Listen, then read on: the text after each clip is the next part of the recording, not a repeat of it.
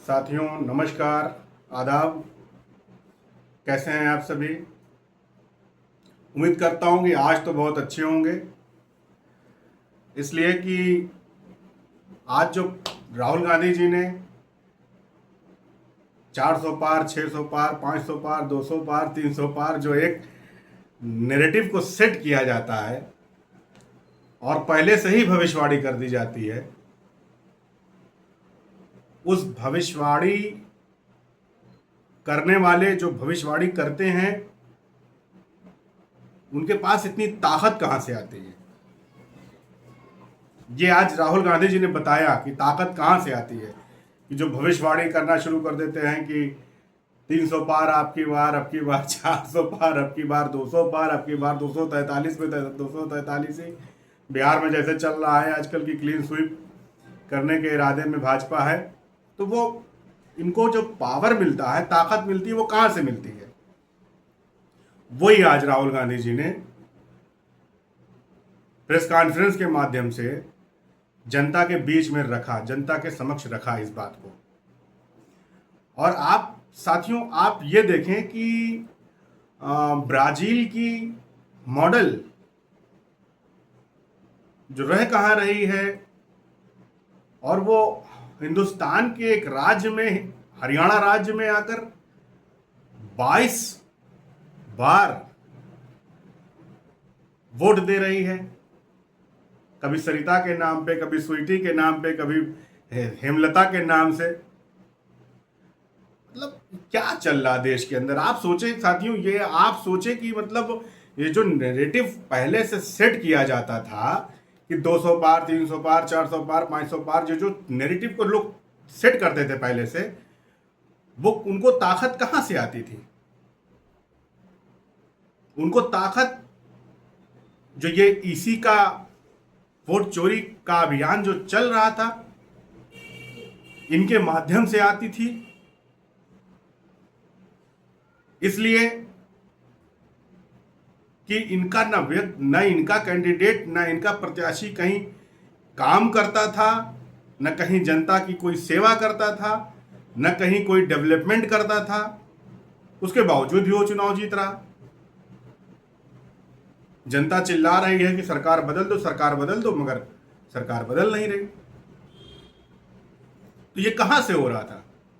इसी तरीके से स्वीटीज और सरिता, हेमलता, पुष्पलता, इसी तरीके से जब ब्राजील से लेके इंग्लैंड तक की मॉडल जब हिंदुस्तान में आकर 22 बार वोट दे सकती हैं बिना आए हुए, सॉरी करेक्ट कर दो, बिना मॉडल, बिना आए हुए यहां उनका वोट पड़ सकता है डिफरेंट नामों से, तो आप समझ सकते हैं कि न जाने इतनी कितनी मॉडल है जो भारतीय जनता पार्टी के कांटेक्ट में है। साथियों, कभी कभी बड़ी पीड़ा होती है, बड़ा दर्द होता है कि ये हिंदुस्तान को ले कहां जाना चाह रहा है व्यक्ति या ये पार्टी।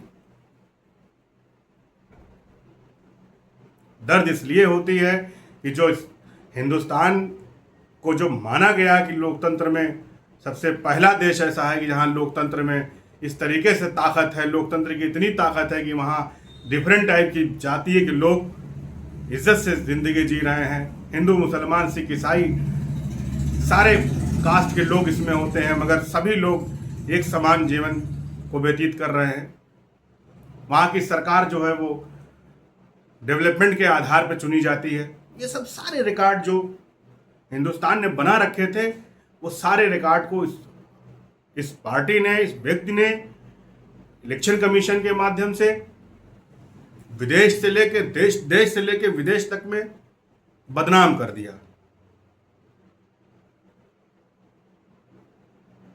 बहुत ज़्यादा बात आप लोगों से नहीं करूंगा इन सब, खास करके इन सब बातों पे, चूंकि आज की रात जो है वो बिहार के लिए बड़ी इम्पोर्टेंट है और बिहार की जनता के लिए इम्पोर्टेंट है, बिहारियों के लिए बड़ी इम्पोर्टेंट है, इसलिए कि बिहार के लोग बड़े बुद्धिमान माने जाते हैं। बिहार के लोग बुद्धिजीवी लोग हैं। वो लोगों को आज की रात ये निर्णय लेना पड़ेगा, आज की रात ये सोचना पड़ेगा कि हम किस सरकार को चुने। देखिए, जो जो ब्राजील की मॉडल थी वो 22 मरतबा वोट डाल सकती है, 22,000 मरतबा वोट नहीं डाल सकती है। आप बात को समझिए। जब आप सिरे से खारिज कर देंगे किसी पार्टी को, तो वो फर्जी वोट कितना भी पड़वा ले, वो सत्ता में वापस नहीं आ सकती है। जब आप मार्जिन को कम रखेंगे, जब डिफरेंसेस कम होंगे, तब कहीं जाके इस वोट चोरी के माध्यम से सरकार लोकतंत्र का चीरहरण करेगी। इसलिए आप लोगों से ये मेरी गुजारिश है, रिक्वेस्ट है, दरखास्त है आप लोगों से सभी लोगों से हाथ जोड़कर विनती है, बिहार के लोगों से खास करके, कि आज की रात उनके लिए बड़ी इंपॉर्टेंट रात है। आज के रात सभी लोग एक साथ होकर, एकजुट होकर, और ऐसी ताकतों को खत्म करें कि जो ताकतें लोकतंत्र को, संविधान को, देश को कमजोर कर रही हूं। फिर आप लोगों से एक बार मैं गुजारिश करूंगा, एक बार आप लोगों से विनती करूंगा, निवेदन करूंगा कि आप लोग, सभी लोग ऐसी ताकतों को जड़ से उखाड़ फेंकेंगे और बिहार के लोगों की सरकार को दोबारा लेके आएंगे। साथियों, बिहार के अलावा भी अन्य प्रदेशों में भी चुनाव होने वाले हैं।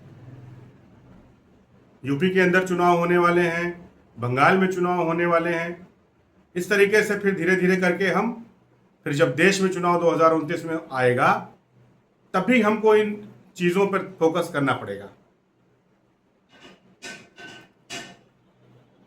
जो आज हमारे साथ घटनाएं घटी हैं, जो हम लोगों के साथ आज घटनाएं घट रही हैं, जो जनता के साथ घटनाएं घट रही हैं, वो उन सारी घटनाओं को हमको हर चुनाव में याद करना पड़ेगा और ऐसे ताकतों को, ऐसी चीज़ों को, ऐसे लोगों को ख़त्म करना पड़ेगा कि जो लोग लोकतंत्र को ख़त्म करना चाहते हैं। साथियों, नमस्कार, जय हिंद, जय कांग्रेस।